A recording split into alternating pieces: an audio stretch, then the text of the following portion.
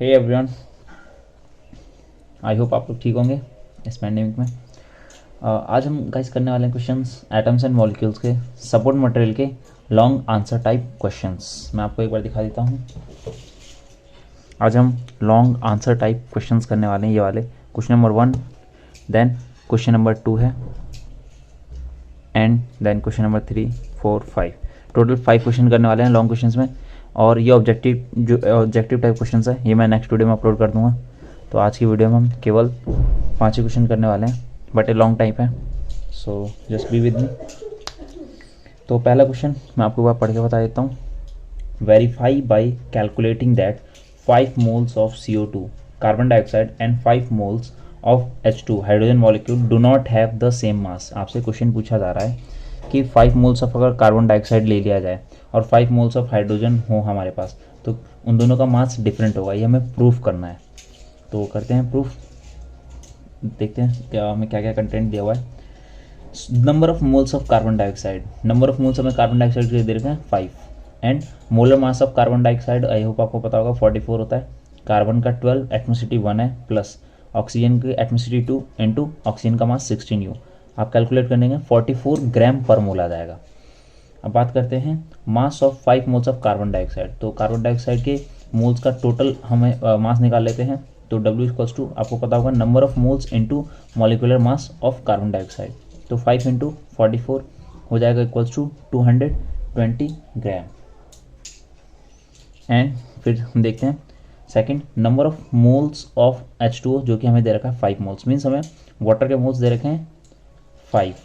यहाँ पे ये करेक्शन कर लीजिएगा, ये वाटर है, H2 है ये।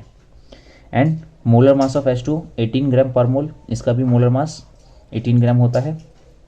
And mass of 5 moles of water, जो कि अभी जैसे मैंने आपको ऊपर करके दिखाया था, number of moles into molecular mass, तो 5 इंटू 18 तो करेंगे आप आ जाएगा 90 ग्राम। तो ऑब्वियसली आपको दिख रहा होगा दोनों के मोलिकुलर मासेस में कितना डिफरेंट है।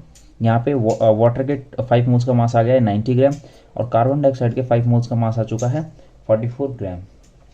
तो ऑब्वियसली यहाँ पे जो वेट है वो कार्बन डाइऑक्साइड के मोल्स का ज़्यादा है, किसे, वाटर के मोल से। So hence mass is not same. तो ये था गाइस पहला क्वेश्चन। अब बढ़ते हैं अगले क्वेश्चन की तरफ।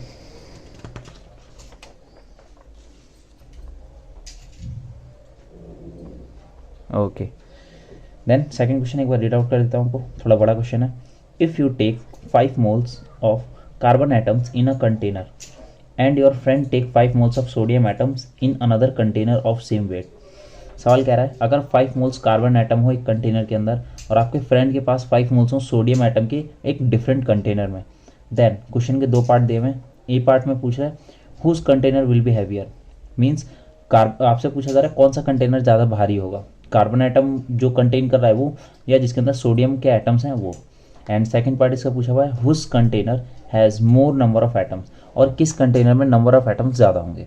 तो 1 बाय 1 करके देखते हैं इसे। तो A part, since both the containers are of same mass, so mass of atoms will decide which will be heavier.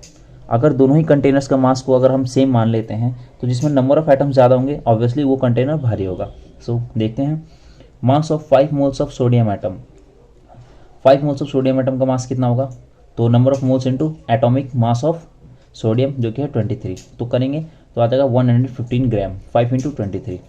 And mass of 5 moles of carbon atom, तो यहाँ पे हम कार्बन एटम के मोल्स 5 मोल्स का wait निकाल लेते हैं, जो कि है 5 मोल्स इंटू कार्बन के एटॉमिक मास कितना होता है 12, मीन्स टोटल आ जाएगा 60 ग्राम। मीन्स यहाँ पे आप देख पा रहे होंगे mass of sodium is greater then mass of carbon, जैसे कि आपने देखा 115 ग्राम आया सोडियम के कंटेनर का वेट, एंड कार्बन के कंटेनर का वेट आया 60 ग्राम। तो इसलिए mass of sodium is greater. Okay guys, अब देखते हैं हम पार्ट बी। पार्ट बी में पूछा हुआ है whose container has more number of atoms. तो जैसे कि आप ऑलरेडी देख चुके हैं कार्बन के भी 5 मोल्स थे और सोडियम के भी 5 मोल्स थे, और अगर आप एक नियम जानते हो equal moles of different atoms contain same number of atoms, means अगर नंबर ऑफ मोल्स सेम है तो किसी भी सबस्टांस का नंबर ऑफ मोल्स सेम होते हैं तो नंबर ऑफ एटम्स भी उसके सेम होते हैं। कैसे, आपको पता होगा 1 mole has Avogadro number of atoms, ions या molecules, then both have 5 moles of atoms, so therefore the number of atoms दोनों में कितने हो जाएंगे 5 इंटू अवोगाड्रो नंबर। और जब आप इसको कैलकुलेट करेंगे तो आपके पास रिजल्ट आएगा 3.0 11 इंटू 10⁻24 एटम्स। तो ये था सेकंड क्वेश्चन का answer. Means number of atoms दोनों के क्या होंगे, सेम या similar, you can say equal. अब बात करते हैं नेक्स्ट क्वेश्चन की।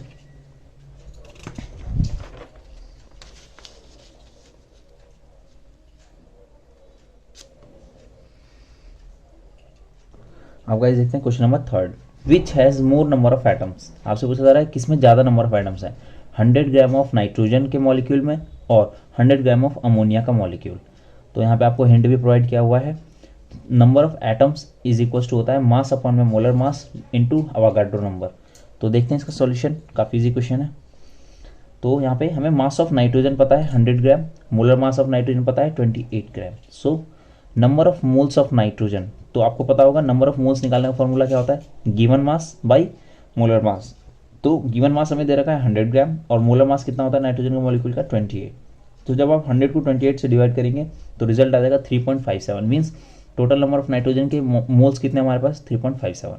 अब अगर number of atoms of nitrogen molecule निकालना हो तो number of moles into Avogadro number होता है।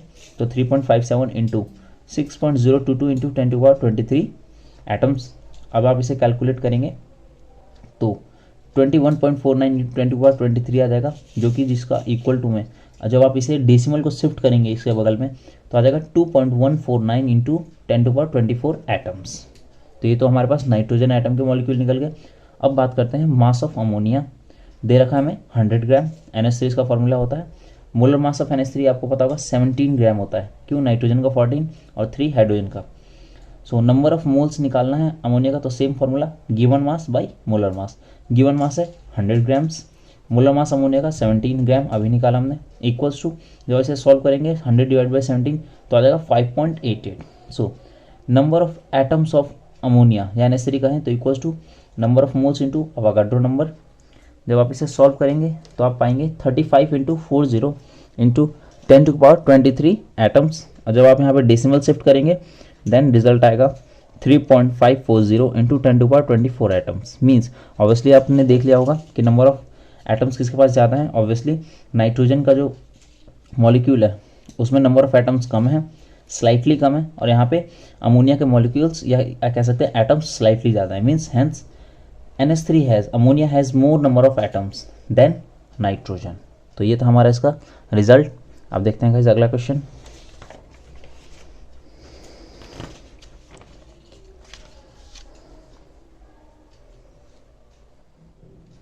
अब यहाँ पे क्वेश्चन नंबर 4 एक बार पढ़ के बता देता हूँ। Hydrogen and oxygen combine in the ratio of 1:8 mass to form water. What mass of oxygen gas would be required to react completely with 3 gram of hydrogen gas.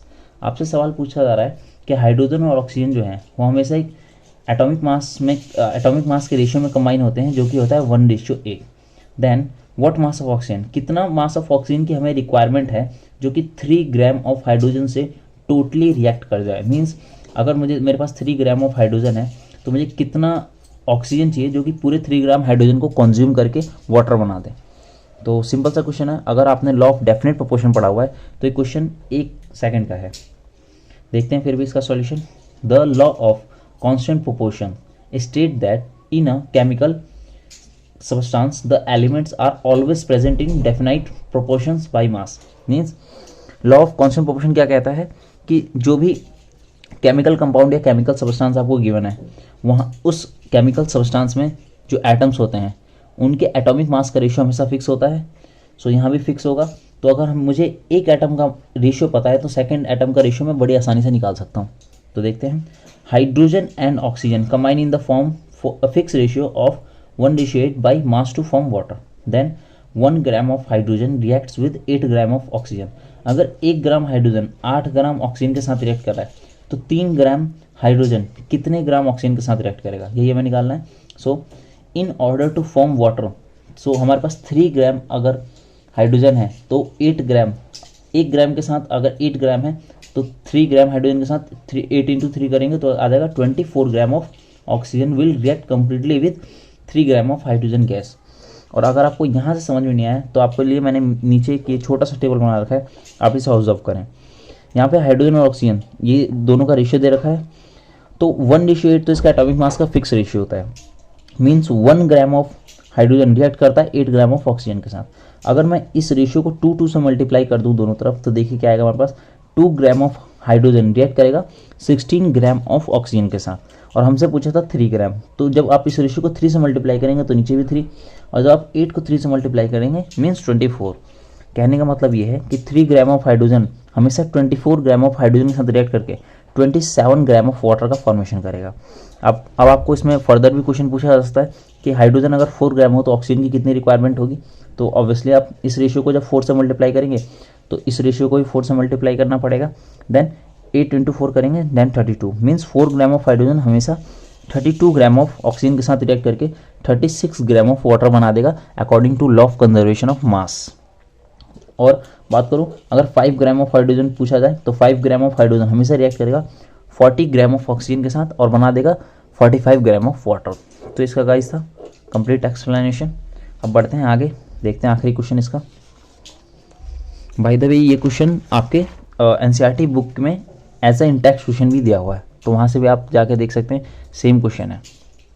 अब गाइस आखिरी question आज का एक बार मैं रीड आउट कर देता हूँ। Which postulate of Dalton's atomic theory is the result of the law of conservation of mass. आपसे पूछा जा रहा है कि जो डाल्टन साहब ने एटॉमिक थ्योरी दी थी उसमें कौन सा ऐसा पॉस्टुलेट था डाल्टन एटॉमिक थ्योरी का जो लॉ ऑफ कंजर्वेशन ऑफ मास से रिजेम्बलेंस या कह सकते हैं मेल खाता है। एंड सेकंड बी पार्ट में पूछा हुआ है which postulate of Dalton atomic theory can explain the law of constant proportion. और डाल्टन एटॉमिक थ्योरी का कौन सा लॉ है जो लॉ ऑफ कांस्टेंट प्रोपोर्शन को प्रूव करता है। तो देखते हैं, यहाँ पे मैंने आंसर लिखे हुए हैं। अब वैसे ये एनसीईआरटी का बहुत ही बेसिक क्वेश्चन है, इसका जवाब आपको एनसीईआरटी में इंटेक्स्ट क्वेश्चन में भी पूछा हुआ है एंड साथ ही साथ एनसीईआरटी के एक्सरसाइज क्वेश्चन में भी पूछा हुआ है। स्टिल इसका आंसर एक बार देख लेते हैं। The postulate of Dalton's atomic theory resulting from the law of conservation of mass is the relative number and kinds of atoms are constant in a given compound. ये डाल्टन्स आपका atomic theory का एक postulate है जो मैं आपको read करके सुना रहा हूँ। Atoms can not be created not destroyed in a chemical reaction. और जहाँ तक मुझे याद है ये सेकंड पोस्टुलेट है, सो यू कैन से ये सेकंड पोस्टुलेट है।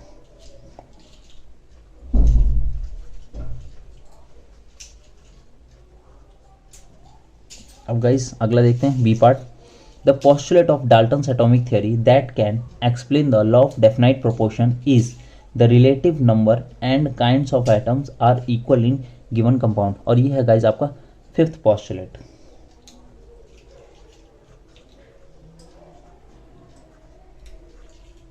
तो दोनों ही पोस्टुलेट आप चाहें तो सेकंड या फिफ्थ पोस्टुलेट भी लिख सकते हैं इसका आंसर, या प्रॉपर वे में आप इसे एक्सप्लेन भी कर सकते हैं। तो यही था गाइस आज का हमारा वीडियो, इतना मैंने कंप्लीट एक्सप्लेनेशन रखा है। और जैसे कि मैंने आपको पहले बताया है, अगर आपको कोई डाउट हो तो आप कमेंट सेक्शन में मुझे बता सकते हैं। इसके रिगार्डिंग आप और वीडियोस चाहते हैं स्टिल आप मुझे कमेंट सेक्शन में बता सकते हैं। और बाय द वे इसके अलावा बाकी जो ऑब्जेक्टिव टाइप्स क्वेश्चन है उसकी वीडियो जल्दी ही अपलोड कर दूंगा मैं। So have a great day, good night everyone, bye bye.